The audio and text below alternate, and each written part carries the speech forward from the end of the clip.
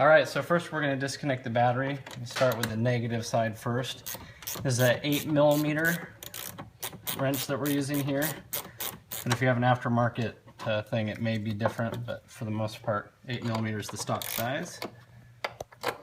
And the reason we're undoing the battery is because we're going to be messing with the starter, which is very high voltage, and even with the car turned off, it can zap you. So you do not want the battery connected at all during this procedure. So we're going to go ahead and lift it a few inches into the air.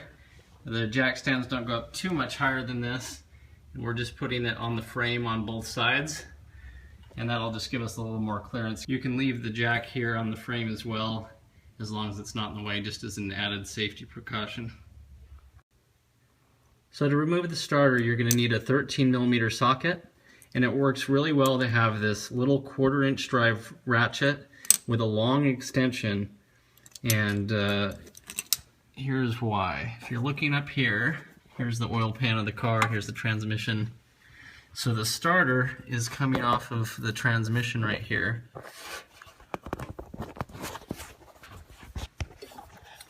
And so there's going to be a 13mm nut here that you'll take off, and then a 13mm bolt that's right behind it. Then right here above it there's another 13mm bolt, and then there's another one that's pretty much in the same place but just a little higher back up in there.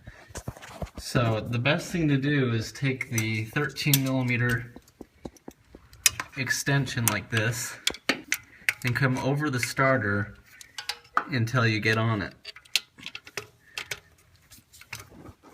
So for that bolt, as you can see, we're getting this bolt off by coming all the way, using that extension coming from the back. And we're going to do the same thing on the last bolt that's way back up in here, that you'll be able to feel it with your fingers. But you have to do that in order to get enough clearance like this with the wrench, as you can see on that one, and the one that's back there behind it. Okay, so we took off this 13mm nut right here.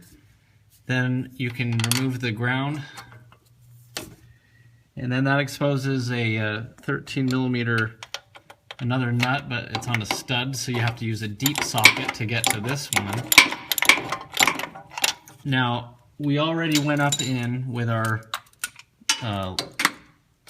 really long extension and got the bolts in the back here. There were 2 of them up there. So this is a third bolt here that we're taking off, and it's the only thing that's keeping the starter on.